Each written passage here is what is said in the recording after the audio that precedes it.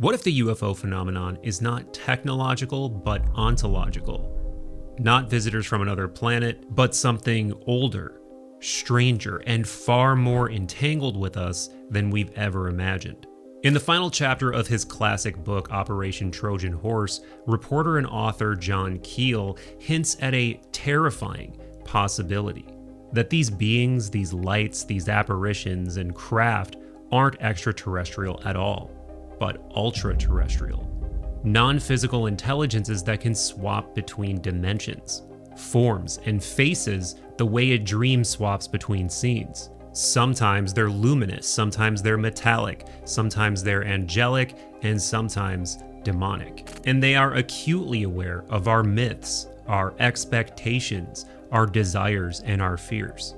Fairies, jinn, angels, demons, men in black, UFOs, they're all different costumes worn by the same actors, the ultra-terrestrials. These are beings that can generate synchronicity, manipulate our perception, and meaning itself. Now, what happens when a being like that doesn't have our best interests in mind? But are they here to conquer, or are they here to initiate, to awaken us to deeper layers of reality than we've ever imagined? Well, my friends, in this transmission, we're going to try to answer those questions.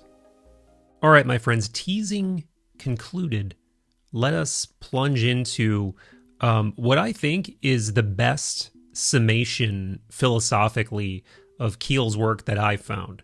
All right. Now perhaps we can better understand RAF Air Marshal Sir Victor Goddard's remarks.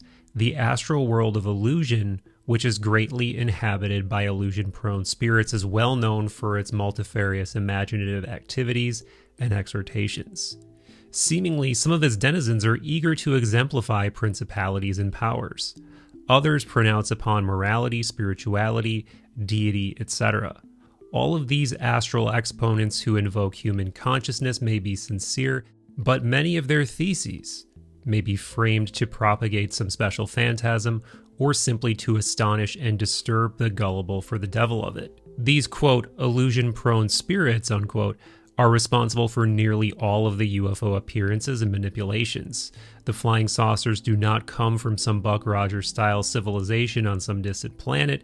They are our next-door neighbors, part of another space-time continuum, where life, matter, and energy are radically different from ours. Ancient man knew this and recognized it. The original biblical texts employed the word Sheol, which meant invisible world. Somehow the translators turned this into, quote, hell, unquote, and gave it an entirely different meaning. After spending more than a decade investigating and researching the UFO phenomenon, an engineer named Bryant Reeve published this statement in 1965, quote, "We began to see the vehicles in outer space were not really the important thing. They were merely an indication of something vastly greater, of Earthman's awakening to a tremendous new awareness." It had taken Mr. Reeve many years to arrive at a conclusion that had apparently been reached in the halls of Washington long before. In January 1953, the Central Intelligence Agency collected together a group of leading scientists to review the flying saucer evidence compiled by Captain Edward Ruppelt and his Air Force Project Blue Book teams. The final report of this Blue Ribbon panel was kept in the classified files for 13 years and was not released to the press until 1966. In that report, these scientists, some of whom later became recipients of the Nobel Prize, declared, quote, "The panel noted that the cost and technical manpower effort required to follow up and explain every one of the 1,000 or more reports received through channels each year could not be justified. It was felt that there will always be sightings for which complete data is lacking. That can only be explained with disproportionate effort and with a long time delay, if at all. The long delay in explaining a sighting tends to eliminate any intelligence value. The result is the mass receipt of low-grade reports, which tend to overload channels of communication with material quite irrelevant to hostile objects that may someday appear. The panel agreed generally that this mass of poor quality reports containing little if any scientific data was of no value. Quite the opposite, it was possibly dangerous in having a military service foster public concern in, quote, nocturnal meandering lights, unquote. The implication being, since the interested agency was military, that these objects were or might be potential direct threats to national security. Accordingly, the need for de-emphasization made itself apparent. The panel suggested a program for debunking UFOs and systematically destroying the mystique that had grown up around the subject. Such a program, the report stated, should tend to reduce the current gullibility of the public and consequently their susceptibility to clever hostile propaganda, unquote. As part of a plan for de-emphasizing the sightings, the airport files were closed to newsmen and researchers for several years, and military personnel were forbidden to discuss UFO material with outsiders. This move inspired cries of censorship that are still bandied about in cultist circles. That's one thing you're going to find with him, by the way, with Keel, is he refers to sort of the people who accept the down the center UFO myth of ETs. He kind of calls them cultists, like they are obsessed with this mythology of UFOs more than getting at the truth of it. So you're going to hear that multiple times, cultists. That's what he means. Hopefully I did an okay job of summarizing it with that. The phenomenon was much bigger than the Air Force, and it proved to be impossible to play down or explain all the sightings. Air Force public relations were ineptly handled, and some Air Force officers made incredible tactical blunders, such as telling reporters that airline pilots who saw flying saucers were drunk at the time and trying to explain some sightings as stars that were not even visible in the sighting areas. The UFO enthusiasts were quick to pounce on such careless explanations and use them to reinforce their allegations of official censorship. Project Blue Book's published record clearly illustrates the official attitude of genuine disinterest. In 1955, Project Blue Book Special Report number 14, the only accurate summary of AF statistics, 689 sightings were listed as unknown. 14 years later, the Air Force was claiming that a total of 701 sightings were unidentified, an increase of only 12 over the 1955 total. Air Force statistics were shamelessly juggled year after year, and even the columns of figures were incorrectly added. On December 17, 1969, Air Force Secretary Robert C. Seamans Jr. announced the termination of Project Blue Book, and Blue Book's files were retired to the archives at Maxwell Air Force Base in Alabama. Thus ended an era of almost unbelievable irresponsibility on the part of both the Air Force and the UFO enthusiasts, who had set themselves up as critics of the Air Force's non-investigations. Because the phenomenon is partly reflective, it had played the censorship game in earnest and had worked to manipulate the cultists into believing that some great official conspiracy was underway. Mystery men appeared in flap areas and warned, even threatened witnesses into silence. Some of these men appeared in Air Force uniforms, and when fragments of these stories reached the cultists, they howled even more about, quote, suppression of the truth, unquote. So I don't want to give too much commentary across the reading portion of this chapter because it is a long chapter, and I think I'll save my philosophical takes for the end mostly, though we'll see if I stick to that. But you can already see where this is going, right? Keel is making an argument that whatever is going on, it's more than either just, pure fantasy, of course, or just the straight down the middle ETs from outer space take. He's pointing at that this is something even more anomalous, something that cannot fully be explained by nuts and bolts, that I don't want to get ahead of myself, but we'll just say is potentially non-physical in nature. And I will also add this for now because I don't think he ever gets to this in this chapter, but this is such an interesting add-on to this talk of Project Blue Book. J. Allen Hynek, the astrophysicist who is really spearheading that project from a technical perspective, started as a complete skeptic. And along the way, he really changed his tune and changed his personal metaphysical philosophy almost completely. He also became friends with the great Jacques Vallée, who had a large role to play in this. And eventually, as his son told me in a podcast that we did together, he became very interested in the esoteric, Rosicrucianism in particular. In many ways, I actually think that complements Keel's argument here to a pretty large degree. And where were we now? I've investigated some of these cases myself, and I quickly discovered to my amazement that these quote Air Force officers all looked alike. They were slight, olive-skinned men with oriental eyes and high cheekbones. Some witnesses said they even looked like Italians. Others thought they were Burmese or Indian. I reported this to the Pentagon and found out that other cases had been turning up and that military intelligence and even the FBI were involved in investigating some of them. Early in 1967, I published a newspaper feature on these Air Force impersonators, and it was reprinted around the world. Quote, 3 men in black have repeatedly driven up to the homes of witnesses in their shiny black Cadillacs to frighten people into silence. In nearly every case, these men have been described as short, dark-skinned Orientals. For years, many of the UFO cultists have believed that these men in black were CIA and Air Force agents, just as they believed that the government was tapping their phones and censoring their mail. Much UFO mail seems to go astray. Recently, New York's District Attorney Frank Hogan revealed that it takes 6 men to maintain a full surveillance on a single phone. Phone tapping is a very expensive procedure, and we can seriously question the need or justification for the Air Force or CIA maintaining taps on the phones of teenagers and little old ladies involved in UFO research. But the phenomenon itself, and here we're going to get nice and schizo.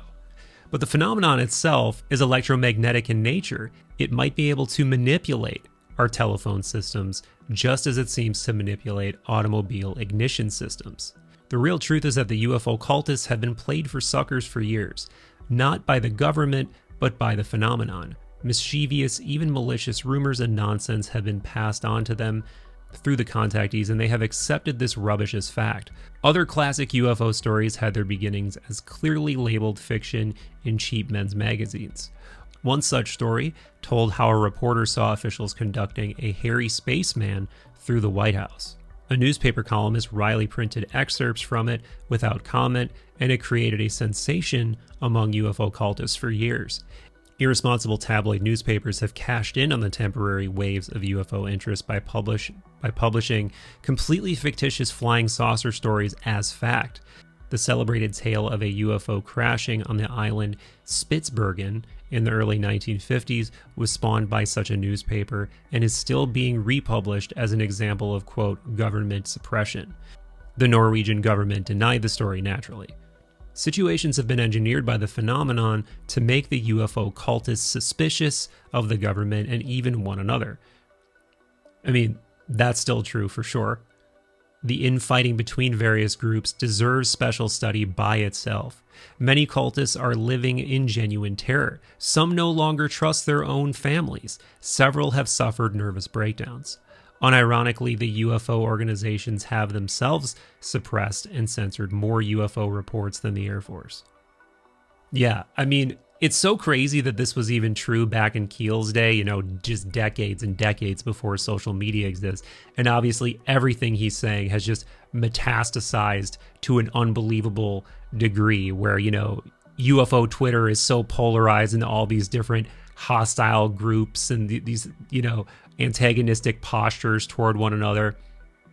Like, it is just notorious for almost like cannibalizing itself, right? So, yeah. Okay.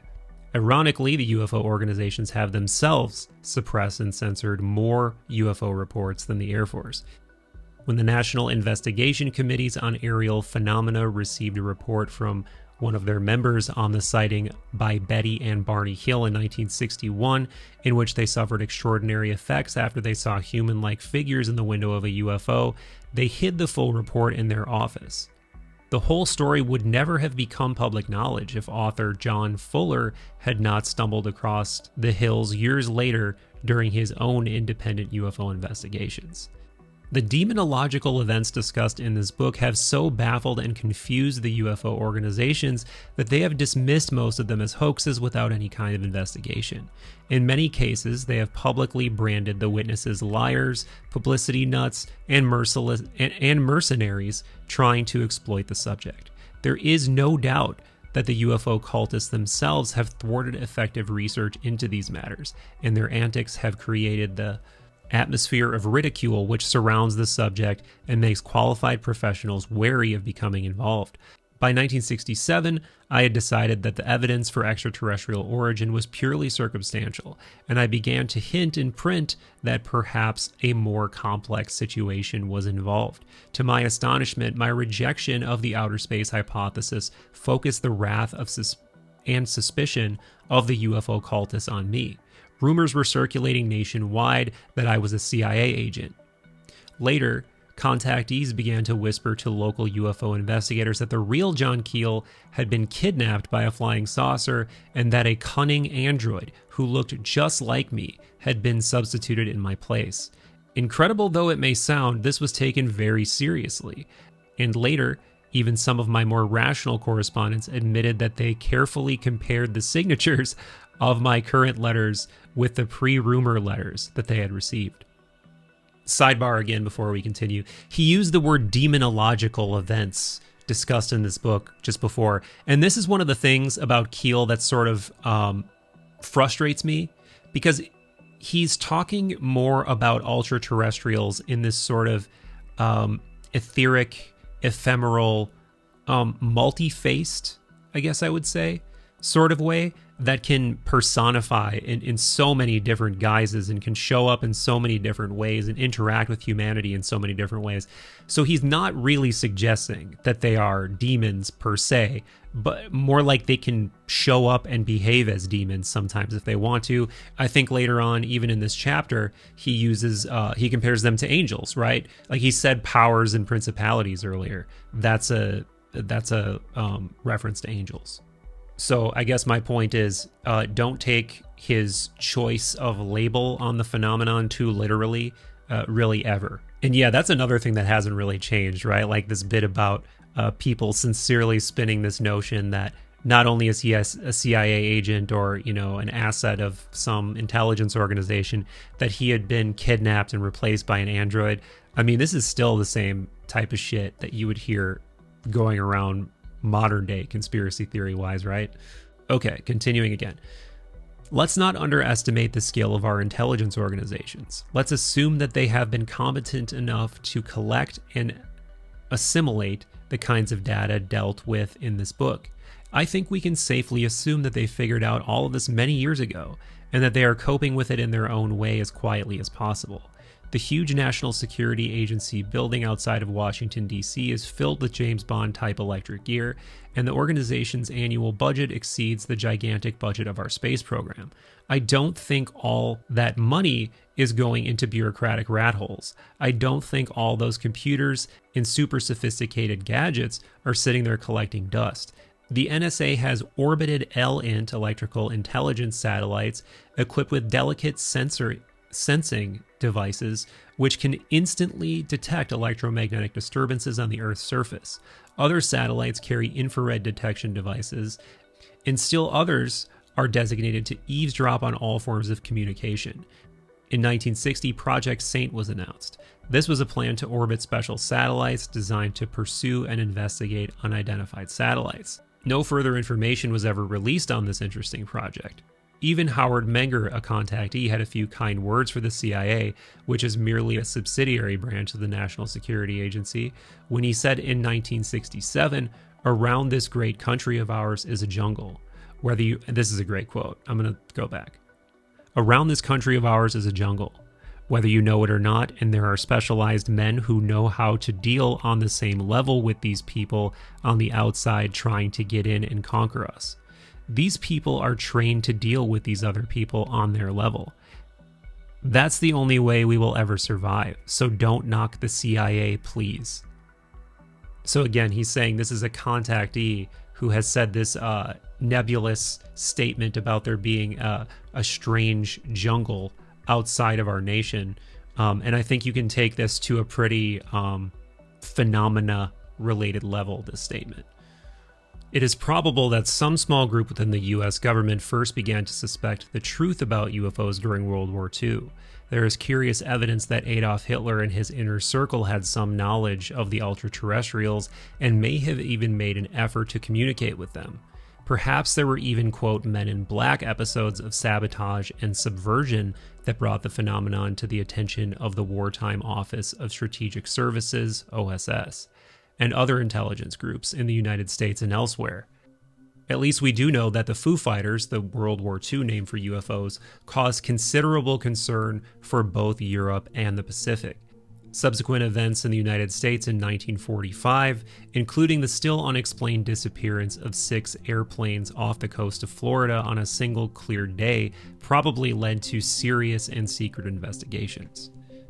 If the top leaders of the Royal Air Force, such as Sir Victor Goddard, are aware of these incredible facts, then we must certainly admit that the American intelligence community must also have stumbled onto this many years ago.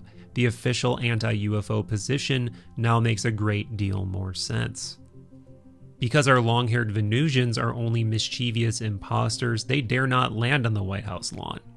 If a marvelous flying saucer should sweep over crowded Times Square on New Year's Eve and land with its brilliant landing lights flashing and its antennas rotating and an awe-inspiring Michael Rene type, no doubt a Lost to the Ages reference, should strut down the ramp in a tight metallic spacesuit in front of the crowds and TV cameras, it is very probable that he would be whisked off to the Pentagon, never to be heard from again, and a general or the president would hold a press conference and soberly reveal the whole thing was merely a publicity stunt for a new science fiction movie. It is the nature of the game that such a movie would probably even be in the can. It is the nature of the game that such a movie would probably even be in the can, and the wonderful flying saucer would actually be an exact duplicate prop used in the film. We've actually been subjected to a long series of hoaxes of this type for the past 20 years, although somewhat less dramatic than this example. No responsible government could really attempt to explain this bizarre situation to the general public. Our military establishment has therefore been forced to follow a simpler policy, denying the reality of the phenomenon without trying to explain it. If flying saucers are a cosmic hoax, then it follows naturally that many of men's basic beliefs may be based on similar hoaxes. No government is willing to expose these beliefs or become involved in the terrible controversies that would result from such exposure. The Air Force studies of the early 1950s and my own recent independent investigations prove that when the sighting data alone is reviewed quantitatively, it automatically negates itself. The individual sightings are not part of a whole, but are part of something else. They form the point of the needle that the ultraterrestrials choose to show us. There are undoubtedly many objects in the sky that we never really notice, but which are all part of this. Strange clouds, weird birds, and winged creatures, conventional-looking airplanes, they constitute the real phenomenon, and there are other objects, invisible to human eyes, but discernible on occasion to radar and to those people who are more attuned to receiving the signals from those unknown electromagnetic radiations around us. Sir Victor pointed out that he believed that most UFO sightings were made by people with psychic abilities, and by non-psychics who were standing in the auras of real percipients, and were therefore temporarily tuned in. There seems to be some merit to this hypothesis, incredible though it may seem. However, it would be very dangerous for us to exclude the possibility that a very small residue of sightings may be real. Most scientists agree that there's a chance that there may be billions of inhabitable planets within our galaxy, and there's always a chance that living beings from those planets might have visited us in the past, are visiting us now, or are planning to visit us in the future. To regard all UFO sightings as illusions, hallucinations, and paraphysical manifestations would expose us to a potentially volatile situation.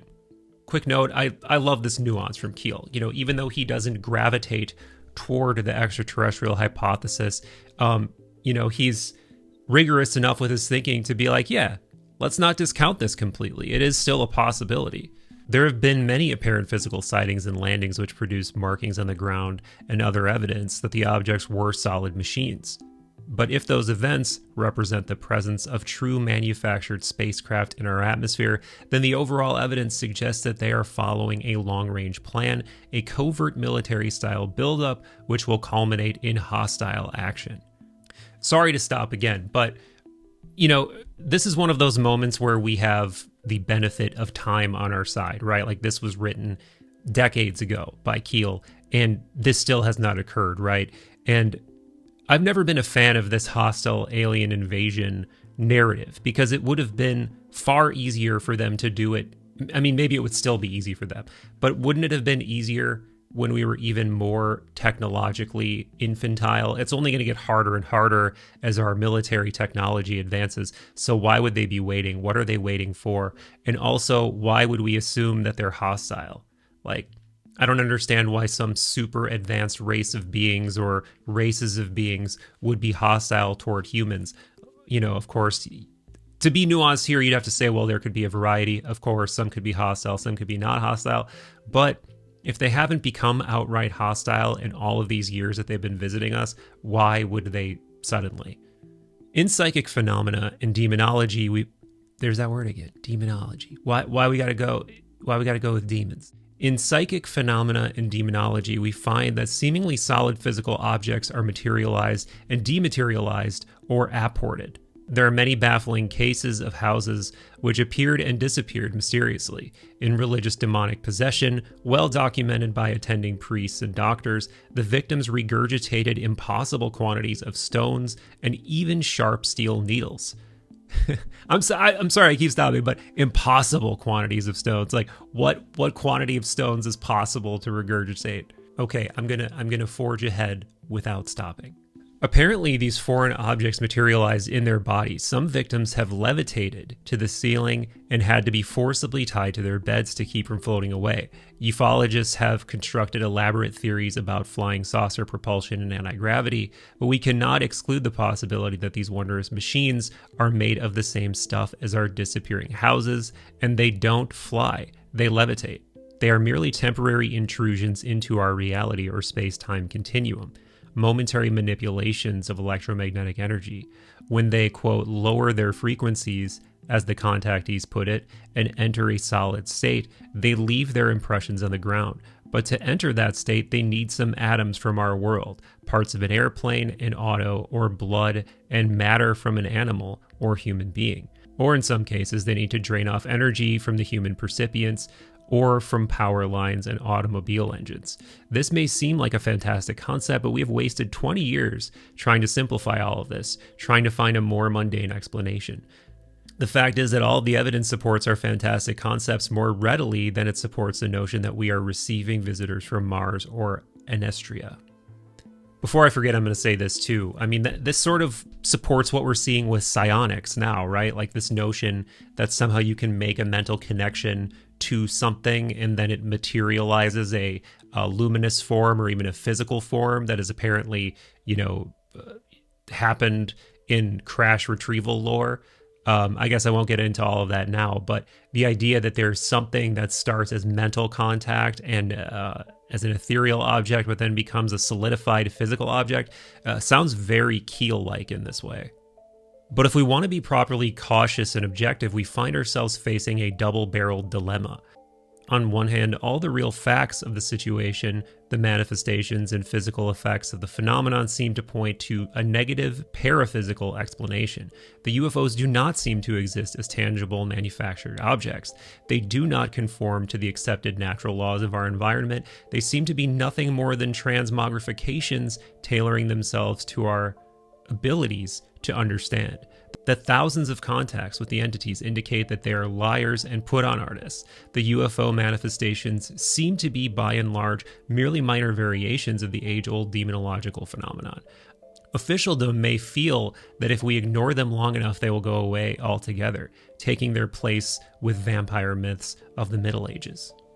On the other hand, suppose that some other world, either from another planet or from a region composed of different frequencies and a different kind of physical matter, had designs on this world. Suppose that their time cycle was radically different from ours, and they could launch a plan for takeover that could require thousands of our years to complete. Complete? That's a question. Suppose that their time cycle was radically different from ours, and they could launch a plan for takeover that could require thousands of our years to complete. While they are making preparations for this invasion, it would seem necessary for them to divert us just as we planted all kinds of false evidence to convince Adolf Hitler that the invasion of Europe was going to take place far from Normandy. It would then be logical for them to instrument a plan of psychological warfare to keep us confused and even to convince us that flying saucers don't really exist at all. The few thousand people who took real interest in the UFO reports could be definitely diverted by contacts which assured them that the flying saucers were really being operated by, quote, nice guys. Contactee Howard Menger reported they used people not only from this planet, but people from Mars as well, and other people of your own planet. People you do not know about, people who live unobserved and undiscovered as yet. What kind of undiscovered people? Could he have meant the elementals? All right, we're going to come back to this elementals concept. I don't remember how deeply he explains it in this chapter, but if he doesn't, I will at some point. The late General Douglas MacArthur, a man who must have been privy to much secret information, repeatedly made public statements asserting that the next war would be an interplanetary conflict with mankind uniting to combat, quote, evil forces from some other world. Having been trained in psychological warfare during my stint as a propaganda writer for the US Army, I have been particularly conscious of this double-barreled threat and particularly concerned over the obvious hoaxes and manipulations apparently designed to foster both belief and disbelief on the reality of flying saucers. I have tried objectively to weigh all factors, pro and con, throughout my investigations and in this book. Frankly, I have gone through periods when I was absolutely convinced that those Trojan horses were indeed following a careful plan designed to ultimately conquer the human race from within. The physical Trojan horse concept seemed alarmingly valid to me for a long time, but I am now inclined to accept the conclusion that the phenomenon is mainly concerned with undefined and undefinable cosmic patterns, and that mankind plays only a small role in those patterns. That, quote, other world seems to be part of something larger and more infinite. Yes. The human race is also part of that something, and particularly those people who seem to possess psychic abilities and who seem to be tuned in to some signal far beyond our normal perception. Perhaps the US government was equally concerned with the Trojan horse possibility in the 1940s, and perhaps that explains the peculiar official machinations of the early years. Nobody in Washington has been inclined to confess to me that this is so, but at a press conference in 1954, President Dwight D. Eisenhower told reporters that flying saucers were hallucinatory and existed only in the mind of observers. In 1956, then Secretary of Defense Robert McNamara called them illusions. So it seems probable that after a period of paranoia in the 1940s and early 1950s, the government settled upon a negative hypothesis based undoubtedly on the same kind of material that I've outlined here. This bit is interesting right here. If intelligent beings actually do exist on Ganymede or Andromeda, it is even very possible that they too have been observing and wondering about the same kinds of unidentified flying objects that haunt our planet. Our astronauts and cosmonauts have frequently sighted mysterious objects in deep space. Objects that appeared and disappeared just as enigmatically as the things flitting about the highways and farm fields of Earth. The UFO phenomenon may be universal, and it may be unsolvable. Finally, we come to the problem. How do you investigate something that doesn't exist? The answer is that you investigate and study the people who have experienced these things. You don't investigate them by checking their reliability. You study the medical and psychological effects of their experiences. This cannot be done by teenagers with telescopes and housewives with tape recorders. It must be done by trained professionals. We need to know much more about the human mind and how it is linked up to the greater source.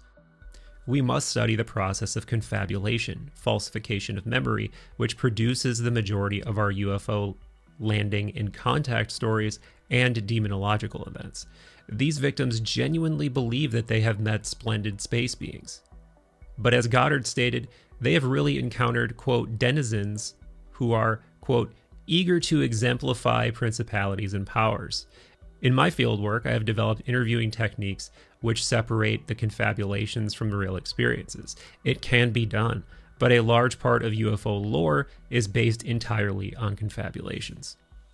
Yeah, I mean, I wish he would have elaborated on that a little bit more, because to say, oh, trust me, I've been able to separate the confabulations from reality. I mean, of course, that's convenient for him, but, you know, how do we do that? since one, so much of all we have to go on with anything in UFO lore is, as he states, the experiences of people. And while I don't doubt that many people are genuine, they could be, as he's pointing out here, confabulating some, believed reality with actual reality, believed events with actual events. And how we separate those things is very tricky. If we talk about, I was just talking to the homie Chris Ramsey about this, is like, I'm not closed down to abductions, not at all. I think it's very possible that abductions of some sort could be occurring, right? Whether it's literally people being taken aboard a ship, or it's like an astral kind of thing that seems so real that it's inseparable from reality and in its own way is equally real. Yet, I'm very dubious of individual stories. I'm very dubious of like anybody who approaches me and says they have some fantastical story, right? So I'm never sure how to separate that for myself. And oftentimes it doesn't really matter, right? It matters to that person. But to me, as someone who's just trying to sense make, I don't need to believe or disbelieve any singular story to think that a collective possibility is still there. Okay, and in this following point, he does kind of make clear that when he says elementals, I said I would get back to this before, when he says elementals, he also kind of means ultraterrestrials, which again is kind of confusing. Like, as much as I love Keel, I don't always love his choice of words. I don't love him just saying things like demonological. I don't love him saying elementals in a way that's interchangeable with ultraterrestrials, because, it's kind of, I don't want to make it sound like I am smarter or I have cleaner epistemology or something than Keel, but I don't think it's the best epistemic hygiene to use a word like elemental that has this very long history, in a more Western esoteric context, and just chuck it in there. It's complicated. The elementals or ultraterrestrials are somehow able to manipulate the electrical circuits of the human mind. They can make us see whatever they want us to see and remember only what they want us to remember. Human minds that have been tuned into those super high frequency radiations described in this book are most vulnerable to these manipulations. Discovering and understanding this process should be given top priority. The symptoms of contactee syndrome usually appear in early childhood, even though overt contact may not be established until many years later. Many contactees, like Howard Menger, have a long sequence of experiences with paraphysical entities before their real UFO encounters formally begin. Some contactees begin to receive telepathic messages sporadically years before they have overt contact. Those whose minds misinterpret the information or the signal often begin to suffer weird forms of psychic attack. Once they untangle the misinterpretations, the attack ceases, and they become silent contactees and remain in almost constant communication with the source. I do not mean to imply that any of these people are insane, far from it, but many are driven insane when their minds are unable to translate the signal properly. They fall prey to negative aspects, and their mental confusion attracts induced hallucinations, visits from Oriental gentlemen in dark suits and black Cadillacs, and they can eventually suffer total deterioration of personality. I had to find this out the hard way, only to discover later that Dr. Meade Lane had worked it all out in the early 1950s, but nobody would listen to him. Dr. Lane tried to express his ideas in occult terminology. He called the ultraterrestrials Etherians and thought in terms of, quote, ultrasonics, as well as electromagnetic frequencies. In 1955, he published a concise, and time has proven it valid, appraisal of the situation, in which he stated, quote, "It is possible that some persons may be less affected by supersonic frequencies than others. This may account for the selection of certain persons by the Etherians. It is also possible that some such persons are now showing signs of amnesia and other physical and mental deterioration." If Dr. Lane was aware of these factors 15 years ago, then it is almost criminal that no suitable psychiatric program has been instituted to study and understand this phenomenon. Thousands, perhaps millions of people all over this planet are being directly affected. My mail is filled with cries for help.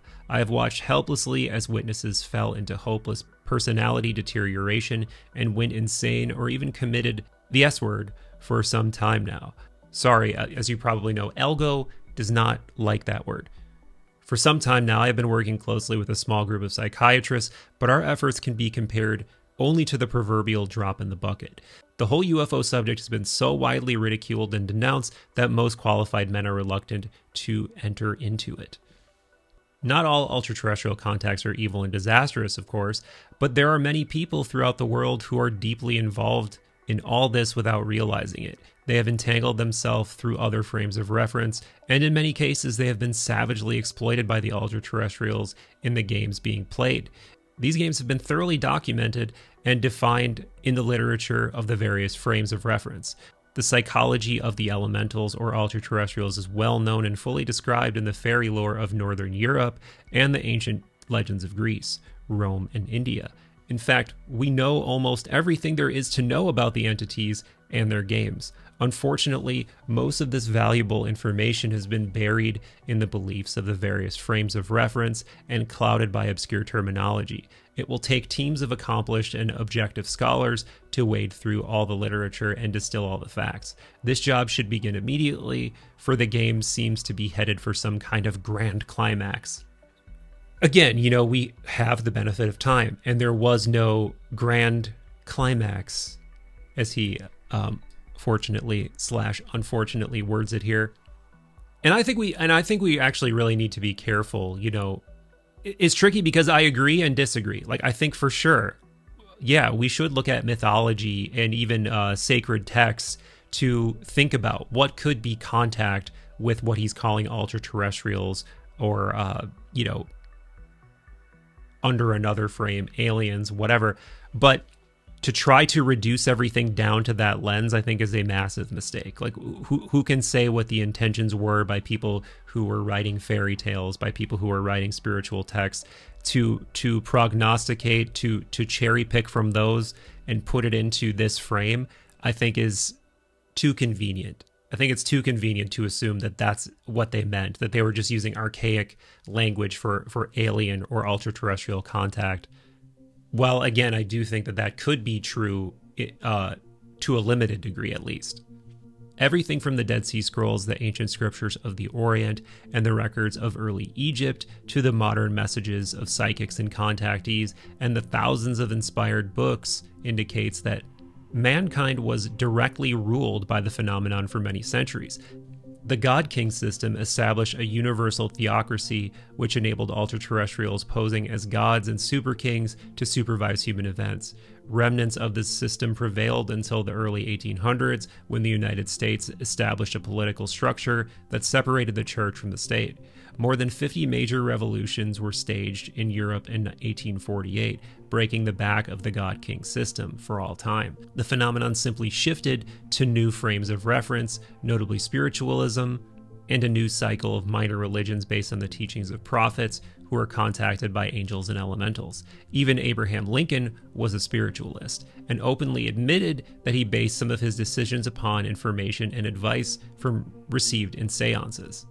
Yeah, that's a super fascinating bit of history that isn't talked about enough, and particularly his wife, Mary Todd Lincoln. She was deep into spiritualism, and she sort of pilled him into it as well.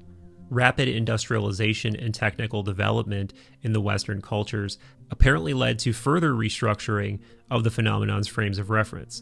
The inundation of airships in 1896 to 97 marked the beginning of the modern UFO phase. Although the phenomenon experimented with the, quote, outer space frame of reference as early as 1866, it did not attempt to advance this concept on a worldwide scale until 1946. By 1950, it had, in a mere 4 years, firmly established the extraterrestrial visitations idea as a humanly acceptable frame of reference for the flying objects and manipulations. The study and interpretation of all this belongs in the hands of historians, philosophers, psychiatrists, and theologians. However, physical sciences can also make a contribution by applying standard scientific methods to the wealth of data and preparing statistical studies of the events themselves. My own attempts at this are admittedly very limited, but it is obvious that the phenomenon is controlled by hidden laws and cycles. Psychic and occult events seem to follow the same cycles as the UFO phenomenon. The Wednesday-Saturday phenomenon exists in all the frames of reference. For some reason, the 24th days of April, June, September, November, and December seem to produce exceptional activity year after year. It is probable that the manifestations are dependent upon unknown conditions that have an electromagnetic basis when specific individuals, people with latent or active psychic abilities, are in specific places, window areas, at specific times, flap periods, when the unidentified electromagnetic conditions exist. The phenomenon is able to manifest itself in one of its many forms. Got a sidebar again here because yes, if you start looking more into Western esotericism, the occult, the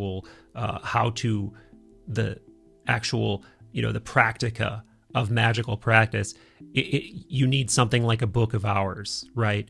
And this will tell you when conditions are right to do a given operation.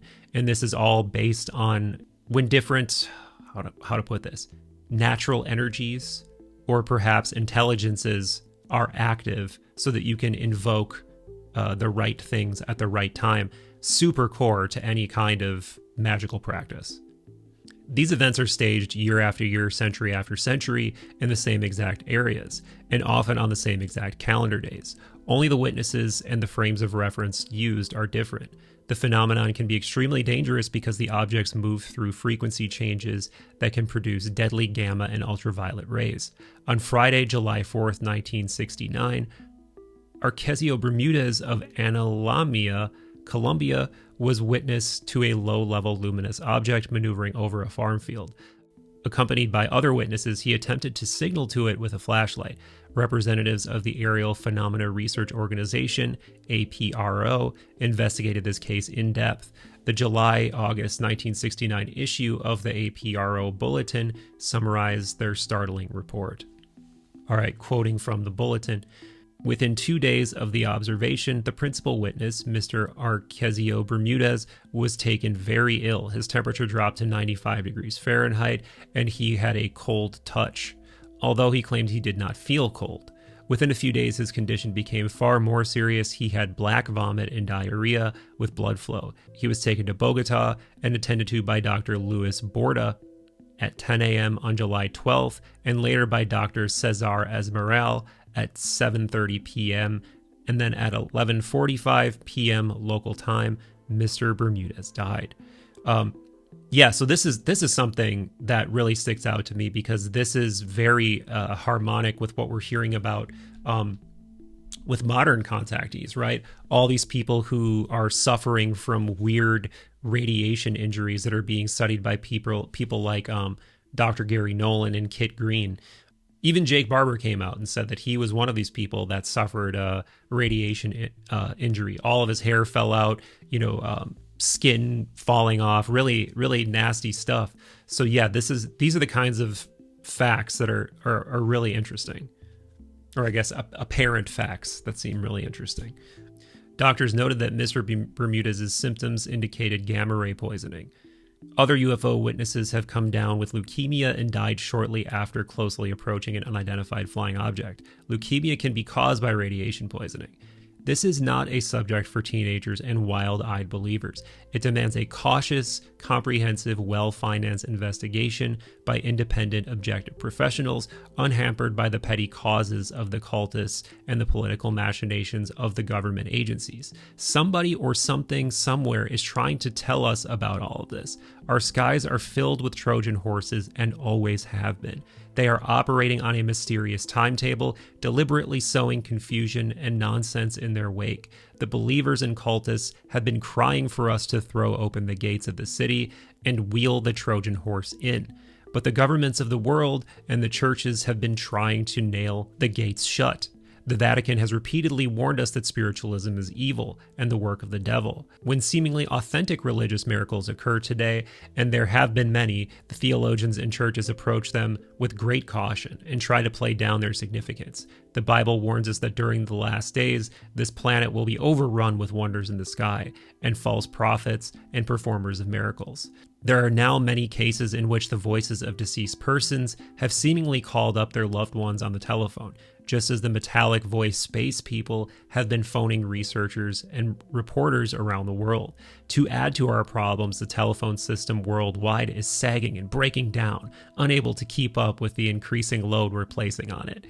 We face a complete breakdown of all communications within the next few years. Television sets, telephones, ham and citizen band CB radios in flap areas have been going awry on a massive scale. Sorry, I'm reading it with innate sarcasm, because again, we know this didn't happen. Like we did not have a massive communications breakdown in this country. Anyway, thousands of people deserted California in 1969 after hundreds of people had received prophecies and dreams through Ouija boards and seances that the West Coast was about to slip into the Pacific Ocean. As Sherlock Holmes used to say, the game is afoot. It is happening on every level of our society, manifesting itself in countless ways.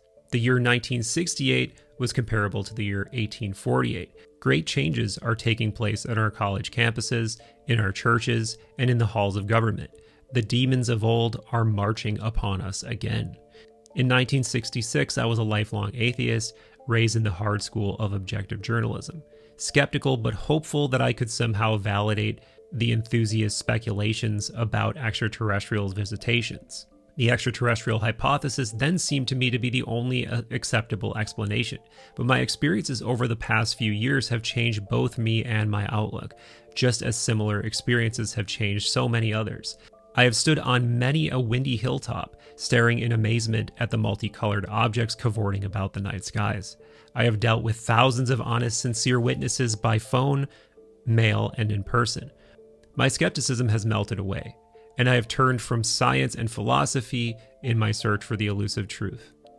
The late Wilbur Smith, the Canadian scientist who chased UFOs in the 1950s, apparently followed a similar course.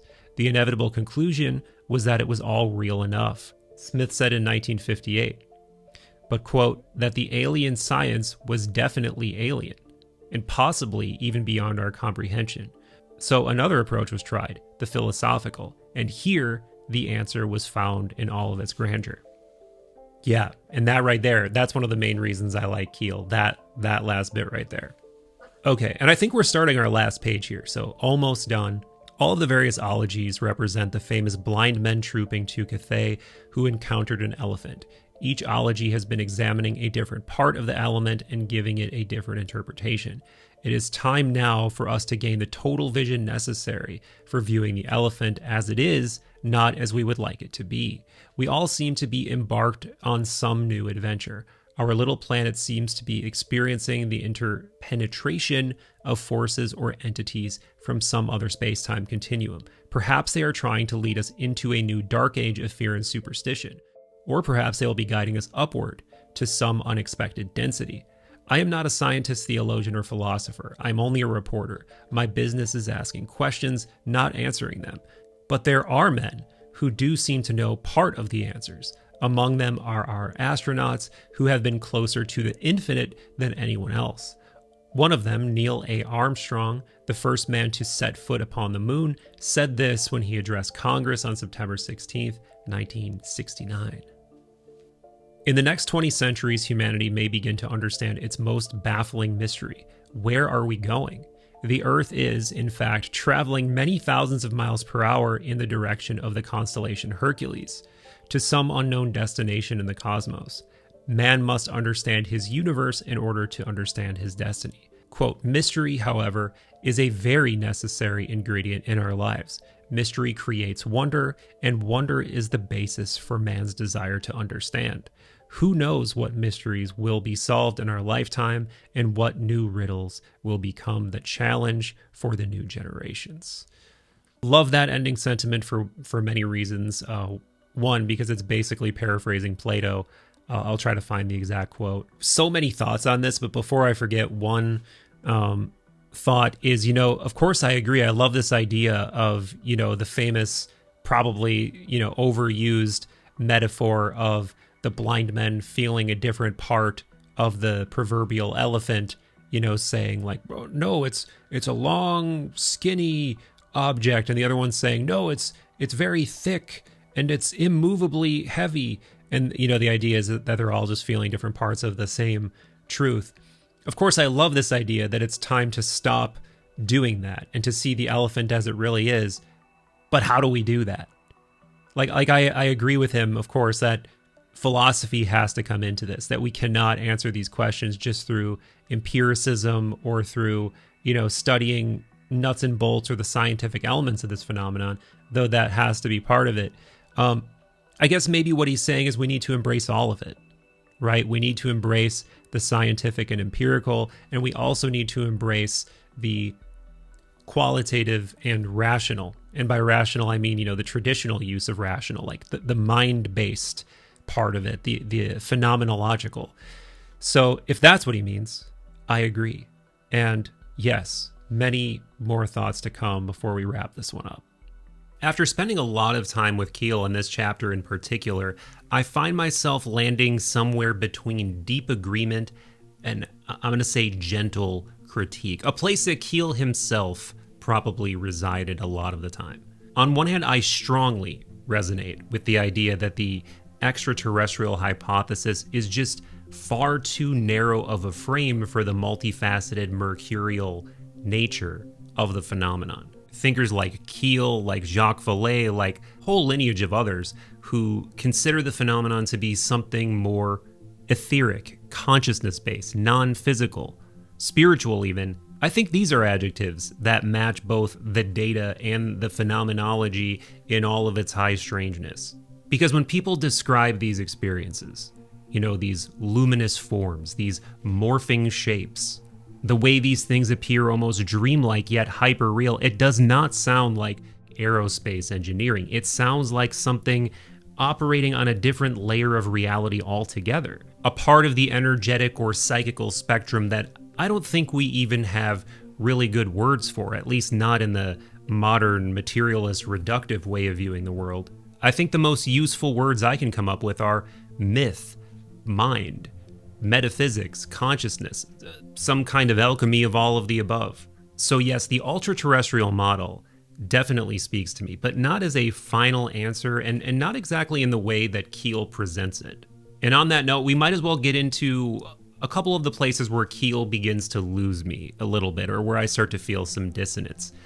Sometimes I feel like he too readily reaches for fear, for apocalyptic undertones, for demons and invasions and collapsing systems, particularly when we have the vision of 2020 hindsight, right? When we know these disasters, these cataclysms that he was gesturing toward never actually occurred. And while I'm griping, I guess I will revisit his, what I think is a problematic choice of vocabulary.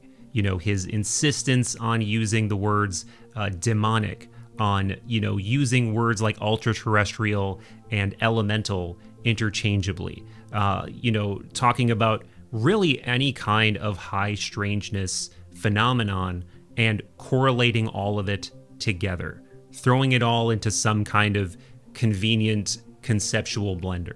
Don't get me wrong, I think there is a ton of insight there, because I do think that a lot of the things we read about from antiquity, for instance, could be what we also are interpreting as UFOs in the modern sense. But I also think there's just a little bit too much epistemic looseness. And I don't like to complain without offering something in return. So I'm going to say again, this is why I am so attracted to, the history of esotericism, to rigorous thinkers like the Platonists and Hermeticists. They went so much deeper. They gave us a whole metaphysical, spiritual ecology of minds and beings. They distinguish between, for instance, mischievous daimones and guides and angels and gods. All of these beings were of a very particular kind and had very specific roles to play. And there was clear recognition of both illusion and delusion and initiation and insight, between darkness and chaos and a kind of cosmic ascent.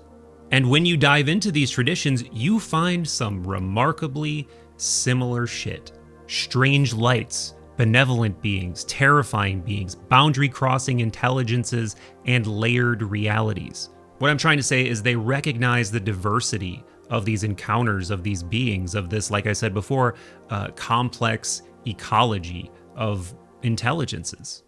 Now, to at least attempt to loop all of this together, in my 2+ decades of wonder seeking through philosophy, the phenomenon, through altered states, the most durable, flexible, wonder-facing, and I think plausible framework is the ultra-terrestrial argument mixed with these esoteric maps. It allows for everything, the mischief, the mystery, the wonder, the terror. It allows the phenomenon to be exactly what it is, ontologically fluid, symbolically intelligent, and spiritually charged. So here's my final thought. I think Keel, despite my little gripes, is demonstrating that these esoteric maps are not outdated, that in fact they've outlasted everything. They've survived because they describe a multi-dimensional cosmos where meaning, mind, and mystery all intersect. And doesn't that intersection sound a lot like what people continue to report in UFO encounters to this day?